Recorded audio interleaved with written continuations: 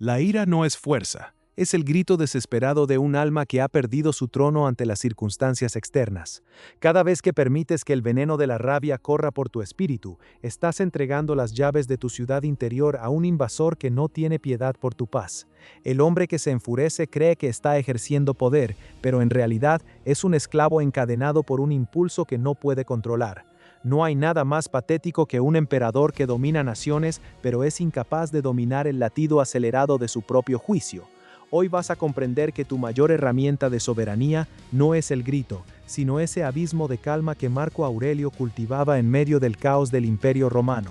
Entenderás que la pausa es el único espacio donde reside tu libertad real. Si no puedes interrumpir la reacción mecánica de tu mente ante un insulto o un contratiempo, entonces no eres dueño de ti mismo, eres simplemente una marioneta de las acciones de los demás. Al terminar este encuentro con la razón, habrás transformado tu relación con el conflicto, pasando de ser una víctima reactiva a convertirte en el arquitecto imperturbable de tu propio destino. Imagina por un momento las fronteras del Danubio hace casi 2000 años. Marco Aurelio, el hombre más poderoso de la tierra, no dormía en la seda de un palacio en Roma, sino en una tienda de campaña militar, rodeado de barro, frío y la amenaza constante de la traición. En sus escritos más íntimos, que hoy conocemos como Meditaciones, el emperador se recordaba a sí mismo una verdad brutal: los hombres son como son, y esperar que el ignorante no actúe con ignorancia es tan absurdo como esperar que la higuera no dé higos. En una ocasión, mientras enfrentaba la rebelión de uno de sus generales más cercanos, Avidio Casio, Marco Aurelio no respondió con el fuego de la venganza. En lugar de movilizar sus legiones para la destrucción sangrienta, se preparó para el perdón. Dijo, con la serenidad de quien ha conquistado su propia mente: la mejor venganza es no ser como quien te causó el daño. Esta frase no es una sugerencia poética, es una estrategia de supervivencia existencial.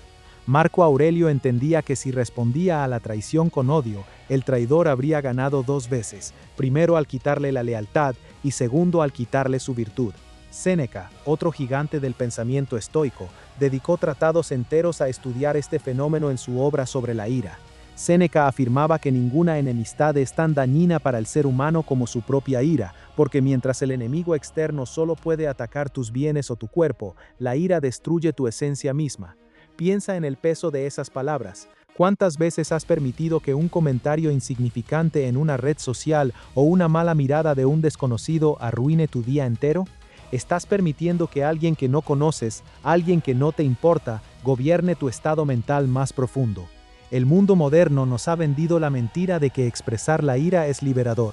Nos dicen que debemos soltar lo que sentimos para no enfermarnos.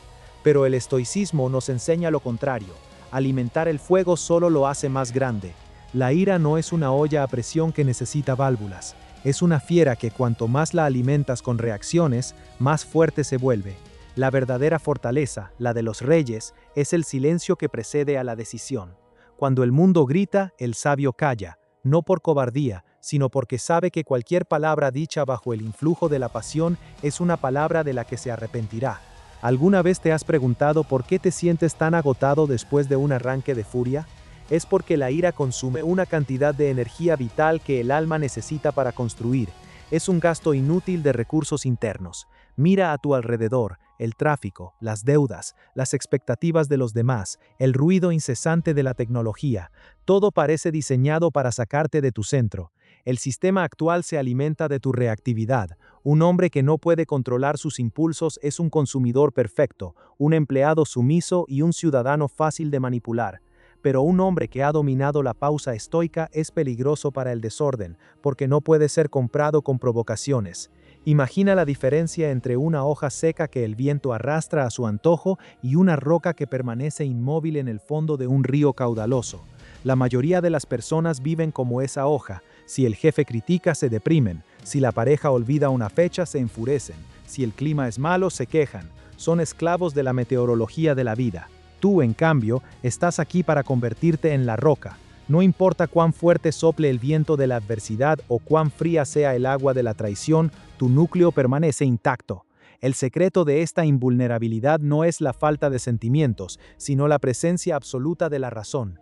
¿Qué pasaría si hoy decidieras que nadie, absolutamente nadie, tiene el permiso de robarte la paz? Imagina el poder que tendrías si ante el peor de los insultos pudieras simplemente observar la emoción nacer, reconocerla como un fenómeno externo y dejarla morir sin darle el aliento de tu atención. Eso es la verdadera libertad. No es vivir en una montaña lejos de los problemas, es estar en medio del mercado, rodeado de gritos y confusión, y mantener el alma en un estado de quietud perfecta. El silencio de Reyes no es la ausencia de sonido, es la ausencia de conflicto interno. Para alcanzar este estado de maestría, necesitas herramientas concretas que puedas aplicar cuando sientas que la temperatura de tu sangre comienza a subir. La primera de ellas es la pausa estoica. No es un simple contar hasta 10. Es una interrupción consciente del proceso de juicio. Cuando algo te molesta, lo primero que sucede no es la ira, sino una representación mental de lo que ocurrió. Tu mente dice, esto es malo, o esto es una injusticia. En ese preciso instante, antes de que la emoción se convierta en acción, debes intervenir. Di para ti mismo, espera un momento, deja que la impresión se aclare. No permitas que el juicio inicial dicte tu respuesta. Si logras retrasar tu reacción aunque sea 60 segundos, habrás ganado la batalla. La ira requiere impulso. Si le quitas el tiempo, le quitas la vida. La segunda práctica es la perspectiva cósmica, o la vista desde lo alto. Marco Aurelio solía imaginar que se elevaba sobre la tierra hasta ver las ciudades como hormigueros y las guerras como disputas de niños por un juguete. Cuando sientas que una situación te desborda, aléjate mentalmente. Imagina este conflicto desde la perspectiva de las estrellas, o piensa en cómo se verá este problema dentro de 100 años. La mayoría de las cosas por las que hoy pierdes los estribos no serán recordadas ni siquiera por ti mismo el próximo mes. ¿Por qué otorgarles entonces la importancia de un drama existencial? Al reducir el tamaño del problema, aumentas el tamaño de tu alma. No es que los problemas sean pequeños, es que tú te has vuelto demasiado grande para ellos. La tercera herramienta es la premeditación de la malicia ajena. Cada mañana, antes de salir al mundo, repite el ejercicio que Marco Aurelio hacía al despertar. Hoy me encontraré con el entrometido, el ingrato, el insolente, el envidioso y el egoísta. Todos ellos actúan así por ignorancia del bien y del mal, pero yo, que conozco la naturaleza de lo bello y lo honesto, no puedo ser dañado por ninguno de ellos. Al anticipar el comportamiento irracional de los demás, le quitas el elemento sorpresa. La ira nace del choque entre tu expectativa de cómo debería ser el mundo y la realidad de cómo es. Si esperas que todos sean amables y justos, vivirás en una decepción constante. Si aceptas que la gente actuará según su nivel de conciencia, nada de lo que hagan podrá sorprenderte ni, por lo tanto, enfurecerte. ¿Te das cuenta de lo que está sucediendo en este momento?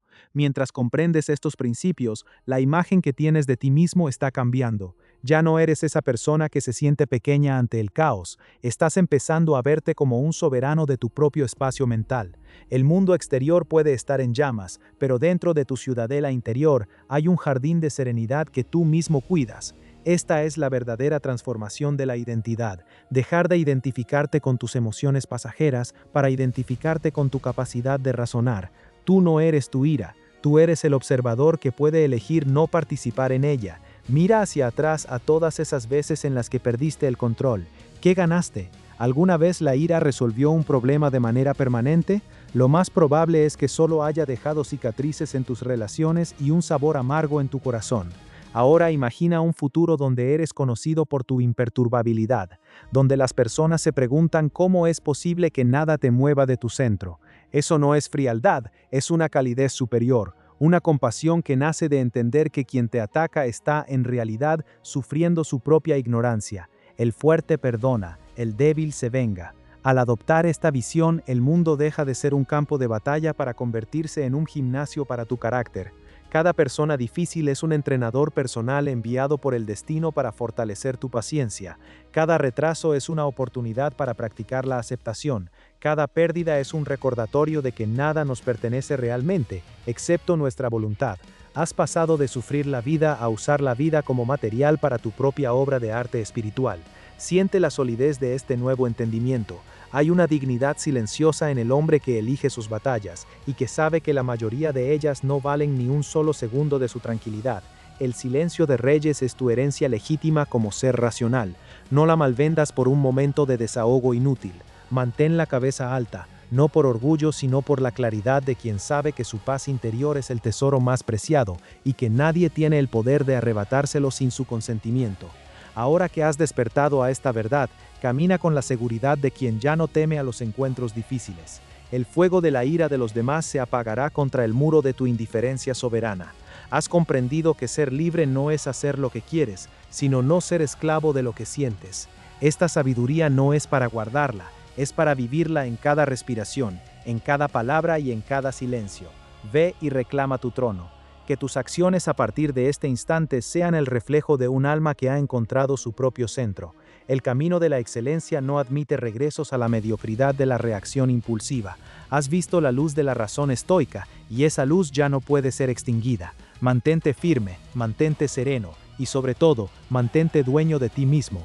Pronto, nos adentraremos en una verdad aún más oscura y necesaria que pondrá a prueba cada cimiento de tu realidad actual, revelando un secreto sobre tu propia naturaleza que la mayoría prefiere ignorar. Estás a punto de descubrir que lo que crees que es tu mayor debilidad es, en realidad, la puerta hacia un poder que no conoce límites. Prepárate para lo que viene, porque nada volverá a ser igual.